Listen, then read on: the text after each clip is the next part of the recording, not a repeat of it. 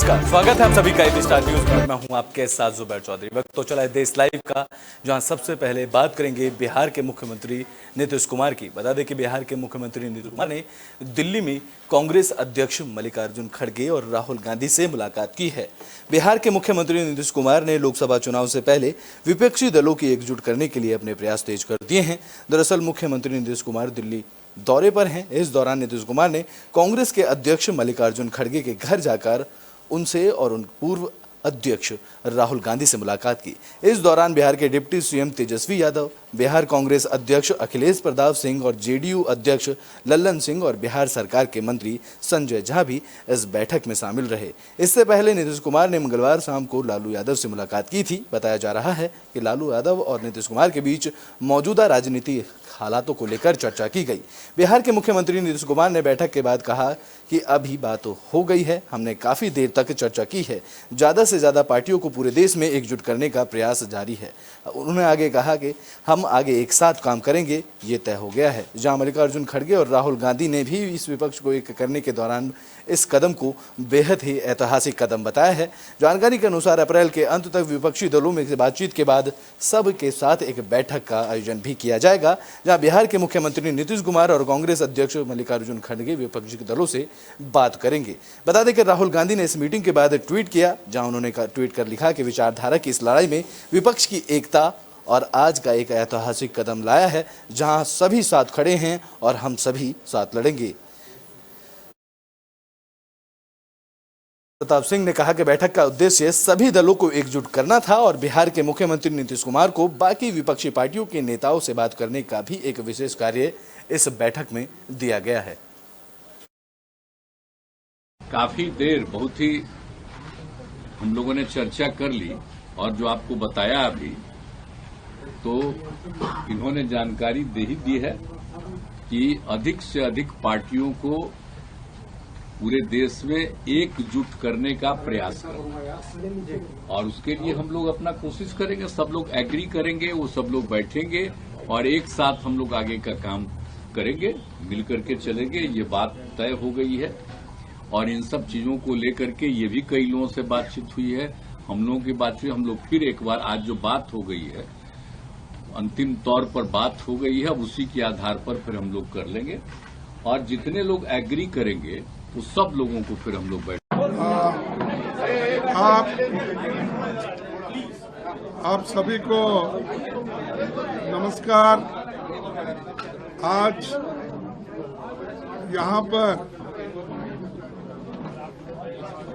राहुल जी और हमारे बिहार के चीफ मिनिस्टर नीतीश जी, तेजस्वी जी और सारे पार्टी के नेतागण और दोस्तों,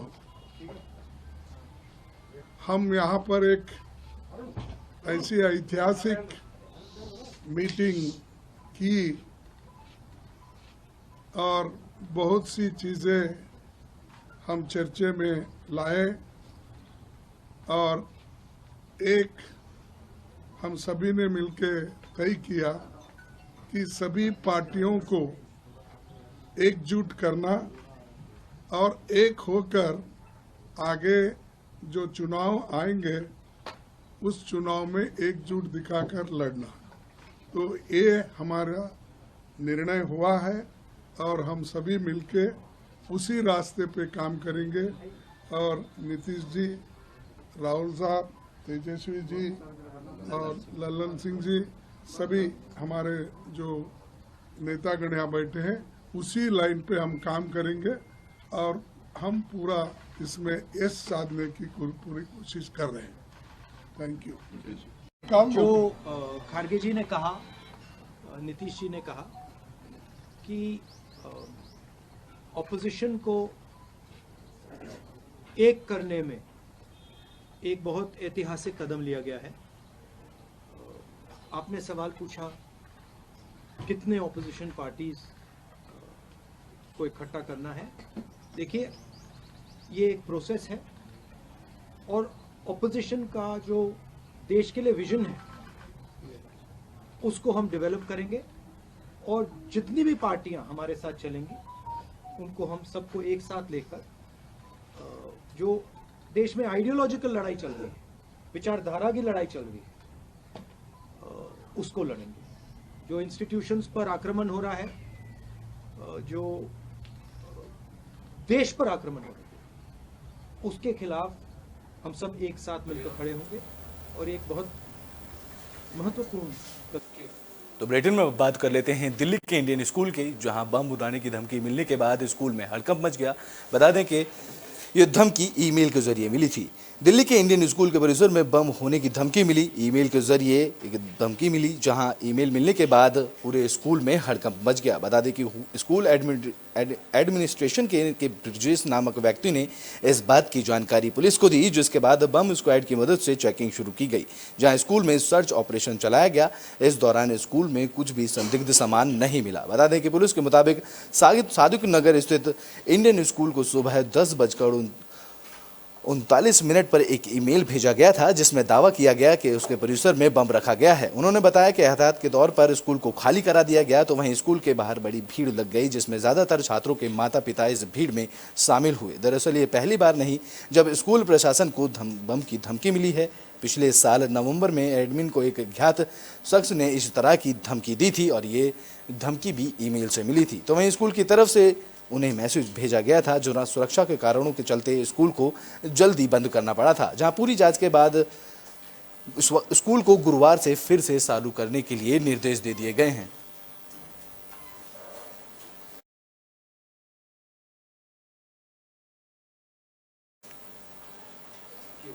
तो बुलेटिन में बात पटना की कर लेते हैं, जहां पटना के एयरपोर्ट को बम से उड़ाने की धमकी मिली, जिसके बाद बम स्क्वाड टीम ने मौके पर पहुंचकर सर्च अभियान शुरू किया। बिहार की राजधानी पटना के लोकनायक जयप्रकाश नारायण अंतर्राष्ट्रीय एयरपोर्ट को बम से उड़ाने की धमकी मिली है। धमकी भरा फोन कॉल के मिलने के बाद पुलिस तुरंत हरकत में आई और आनन फानन में बॉम्ब स्क्वाड को बुलाया गया, जहां मौके पर बॉम्ब स्क्वाड की टीम ने एयरपोर्ट पर जांच शुरू की। दरअसल पटना एयरपोर्ट पर मौजूद लोग शुरुआत में इसे मॉक ड्रिल मान रहे थे। हालांकि हवाई अड्डों के निदेशक ने बताया कि पटना एयरपोर्ट पर बम की धमकी भरा कॉल आया था, जहां सूचना के आधार पर एयरपोर्ट को बॉम्ब ट्रेस असेसमेंट कमेटी ने कॉल को गैर विशिष्ट पाया। तो वहीं इस दौरान स्टेट BDS की टीम ने पूरे इलाके की छानबीन की। बता दें कि पटना एयरपोर्ट को बम से उड़ाने की धमकी समस्तीपुर से दी गई थी। धमकी देने वाला को पुलिस ने हिरासत में लिया है। ये एक शराबी युवक ने नशे में पुलिस को इस तरह की धमकी दी थी, जहां पुलिस ने उसका मोबाइल भी जब्त कर दिया है। इस दौरान पटना SSP राजेश मिश्रा ने कहा है कि एयरपोर्ट को उड़ाने की धमकी का कॉल करने वाले युवक को समस्तीपुर पुलिस ने हिरासत में लिया है, जहां शुरुआती पूछताछ में पता चला है कि आरोपी शराब के नशे में था, जहां उसके पास से मोबाइल फोन जब्त कर लिया गया है, जिसे उसने कॉल किया था।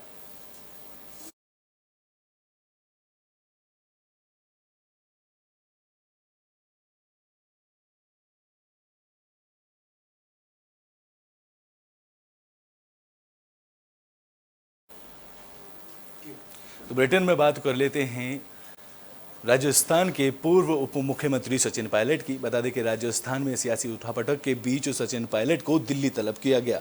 राजस्थान में विधानसभा चुनाव सर पर हैं, लेकिन सचिन पायलट और अशोक गहलोत के बीच की गुट की सुलझने का नाम नहीं ले रही है।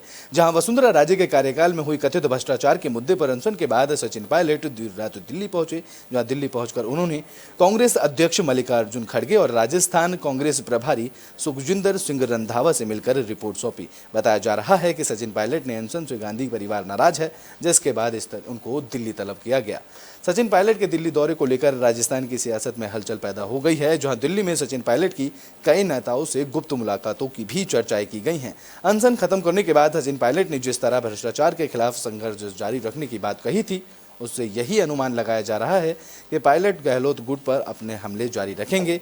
ऐसा इसलिए भी अनुमान लगाया जा रहा है कि अनशन के दौरान लगे पोस्टरों पर केवल महात्मा गांधी की फोटो देखने को मिली थी, जहां पोस्टरों में कांग्रेस के किसी भी बड़े नेता या कांग्रेस के किसी नेता की तस्वीर शामिल नहीं थी, जिसके बाद सवाल खड़ा हुआ कि शायद सचिन पायलट बड़े मोर्चे की तैयारी में है। हालांकि उनका अनशन केवल एक दिन चला और इसके बाद उन्हें दिल्ली तलब कर लिया गया। बता दें कि सचिन पायलट के अनशन को लेकर कांग्रेस के बड़े नेता कुछ भी कहने से अभी तक भी बच रहे हैं। जब पायलट ने अनशन का ऐलान किया था तो कांग्रेस के राजस्थान प्रभारी ने इसे पार्टी विरोधी गतिविधि बताया था, लेकिन उसके बाद कांग्रेस की ओर से सचिन पायलट को लेकर कोई बड़ा बयान सामने नहीं आया है। इससे आसार लग रहे हैं कि दोनों नेताओं के बीच जल्द ही सुलह कराई जा सकती है।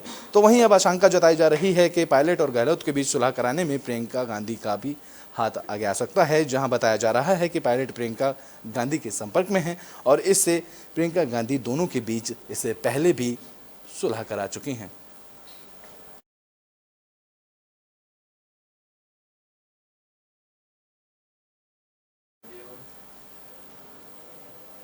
तो बुलेटिन में बात कर लेते हैं दिल्ली के पूर्व उप मुख्यमंत्री मनीष सिसोदिया की, जिनको मनी लॉन्ड्रिंग केस में जमानत तो नहीं मिली है।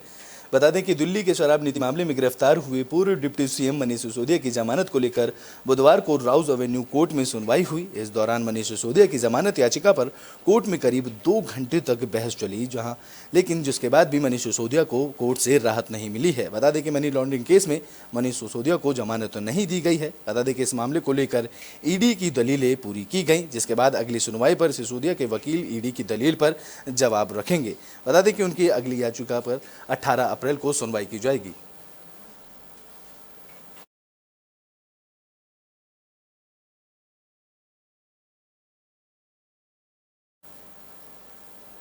तो बुलेटिन में बात कर लेते हैं माफिया अतीक अहमद की, जहां माफिया अतीक अहमद के करीबियों पर ईडी का शिकंजा कसा है। उमेश पाल मर्डर केस में माफिया अतीक अहमद को प्रयागराज लाया जा रहा है। उसे प्रयागराज पहुंचने से पहले ही केंद्र एजेंसियों ने बड़ी कार्रवाई शुरू की है, जहां अतीक के करीबी और मददगारों पर ईडी ने शिकंजा कसा है। बता दें कि उम्र कैद की सजा काट रहे अतीक अहमद के वकील खान सौलत हनीफ के घर ईडी की टीम ने जांच की है। बता दें कि प्रयागराज स्थित खान सौलत हनीफ के घर ईडी की टीमों ने छापेमारी की, जहां सौलत हनीफ को उमेश पाल अपहरण केस में उम्र कैद की सजा मिली हुई है और वे इस टाइम जेल में बंद है। इसके अलावा अतीक के करीबी गुलफाम के घर भी ईडी की छापेमारी की गई। बता दें कि फूलपुर, इलाहाबाद और कई स्थानों पर ईडी की तरफ से तलाशी ली गई। दरअसल ये छापेमारी मनी लॉन्ड्रिंग के एक मामले के संबंध में, जिसके चलते अतीक अहमद की चल और अचल संपत्तियों की कुर्की की गई थी।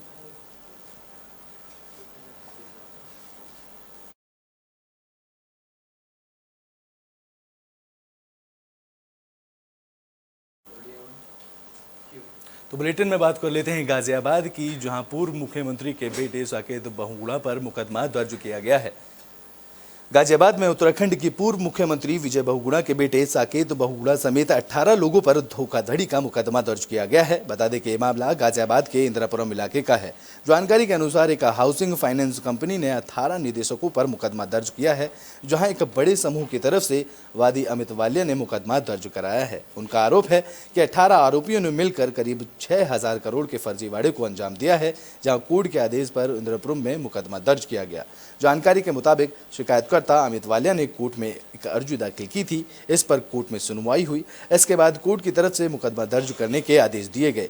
दरअसल अमित वालिया की रियल एस्टेट कंपनी को लोन की जरूरत थी। उसी दौरान बड़ी फाइनेंस कंपनी के डायरेक्टर अमित वालिया से मुलाकात की और उन्हें 1937 करोड़ रुपए लेने का वादा किया गया। इस दौरान फाइनेंस कंपनी ने ये रुपए कम ब्याज पर देने का वादा किया था। हालांकि इसके एवज में रियल एस्टेट कंपनी के एसटी गिरवी रखे गए थे और इसको लेकर ही अब साकेत बहुगुणा समेत 18 लोगों पर धोखाधड़ी का मुकदमा दर्ज किया गया है।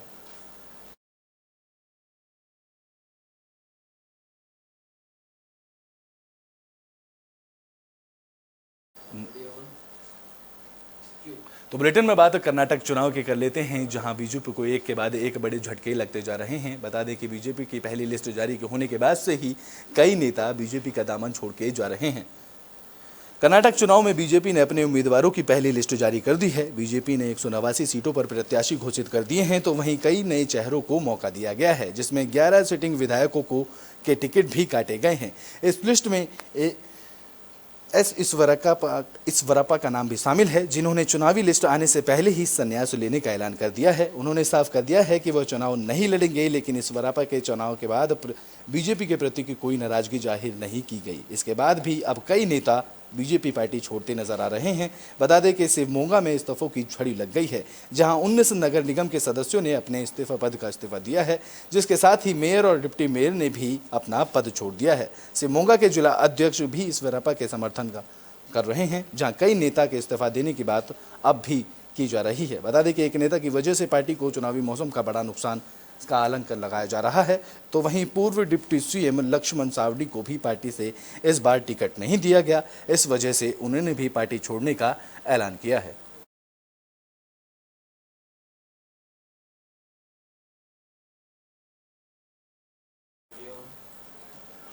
तो बुलेटिन के आखिरी में बात म्यांमार की कर लेते हैं, जहां म्यांमार सेना की तरफ से हुए हमले में 100 लोगों की मौत हुई है।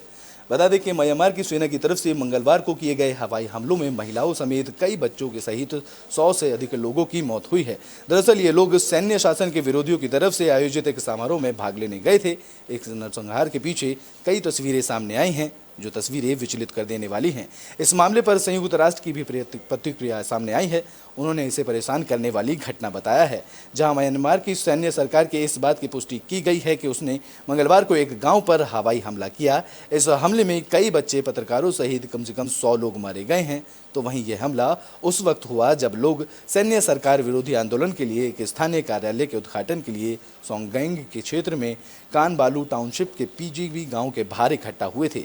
जानकारी के मुताबिक मंगलवार सुबह करीब 8 बजे के फाइटर जेट ने लगभग 150 लोगों की भीड़ पर सीधे बम गिराए। जहां मारे गए लोगों में स्थानीय रूप से गठित सरकार विरोधी सशस्त्र समूह और बाकी विपक्षी संगठनों के नेता भी शामिल हैं। जहां शुरुआती हमले के बाद करीब आधा घंटे बाद एक और हेलीकॉप्टर आया और उसने भी घटनास्थल पर गोलीबारी शुरू की।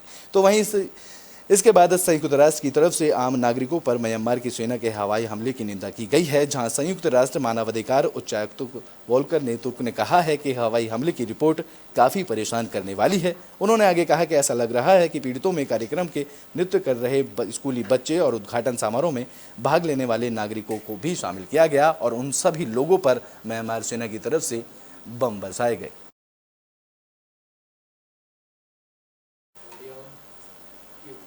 तो इस लाइव में भी के लिए बस इतना ही। देश और दुनिया की तमाम खबरों के लिए देखते रहें एबी स्टार न्यूज़।